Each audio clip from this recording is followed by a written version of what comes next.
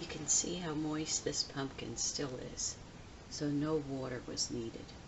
I'll wait for this to cool, and then into the crock pot for pumpkin butter it will go.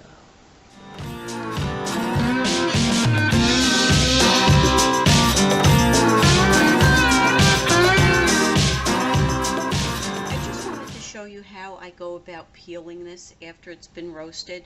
It does have a little bit of a rind to it. You could kind of see like how an orange has the pith on it. So that's basically what you're going to take off of there. Sometimes it'll peel real easy, sometimes you need to cut it. And I will go back through and take off what I did miss while I was peeling it.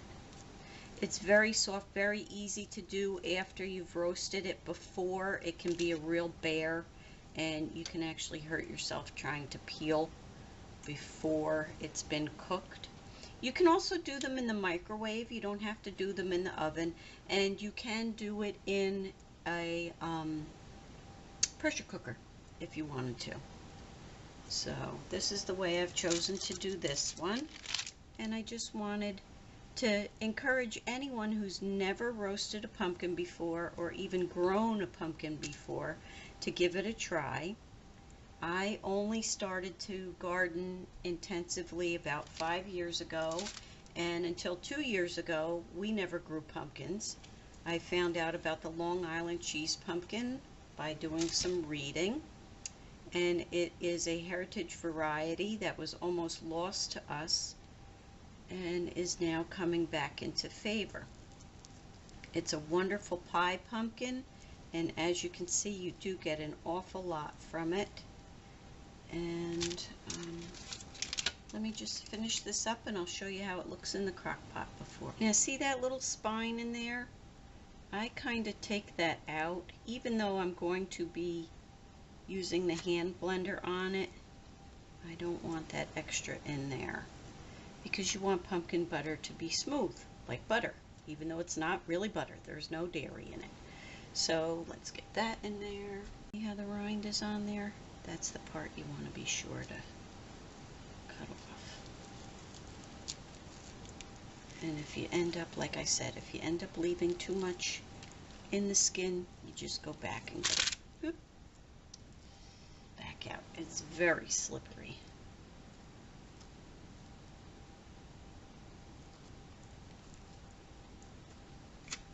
There's our pumpkin in the crock pot, and I'm going to take out the other tray and fit that in there as well, but I'm going to use the hand blender, the stick blender, to mash it all up.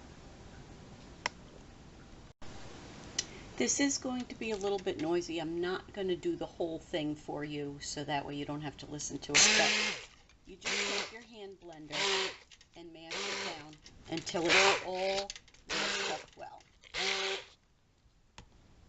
Alright, the recipe that I use for pumpkin butter from scratch is from a website called ohsheglows.com, and I've used it before. I like the way it comes out, but I've become one of those cooks who doesn't always measure things exactly once I've made a recipe before.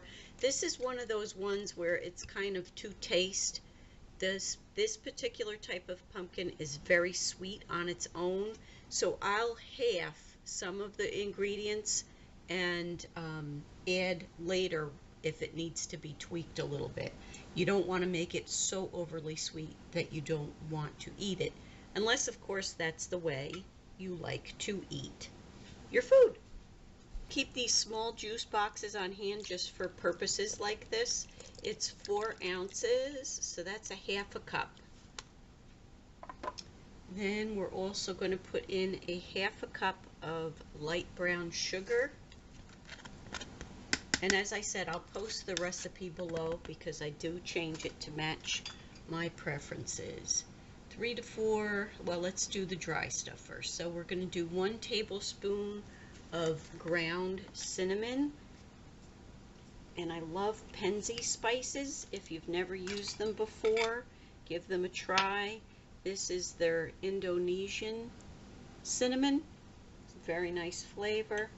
We're going to do a tablespoon of that.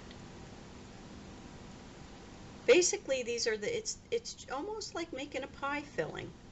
So we're going to do a tablespoon of that.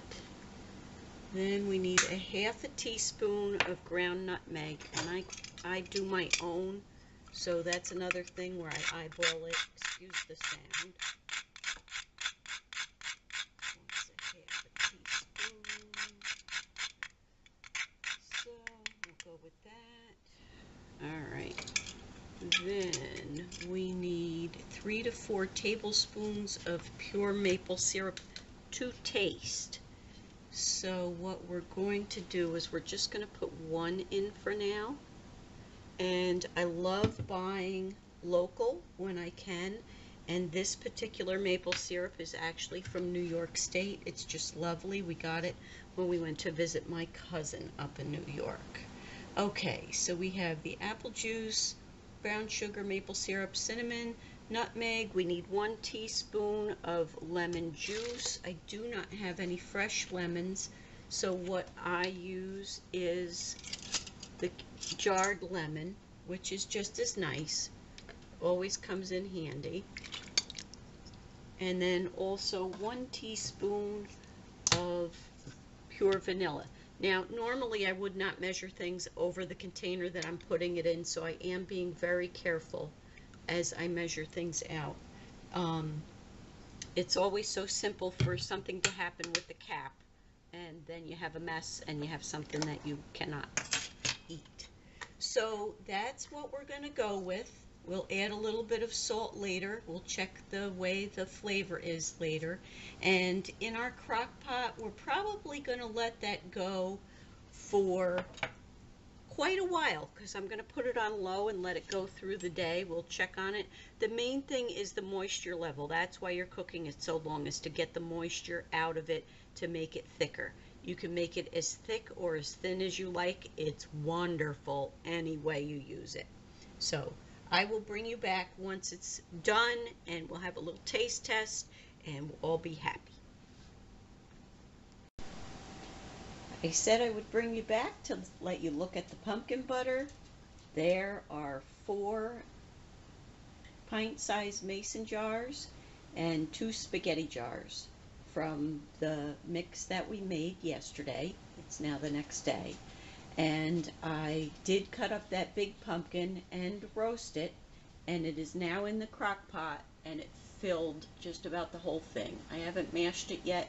I'm not going to make pumpkin butter with this one, but I am going to mash it up with the hand blender, and then I'll put it in quart-size bags and put it in the freezer. It'll be 2-cup increments. Most baking recipes call for 2 cups of pumpkin. So, and that's it. I hope you enjoyed it. It was super easy, and maybe you'll give it a try. Give me a thumbs up if you like today's video. Subscribe to my channel and join me on my journey. Happy gardening!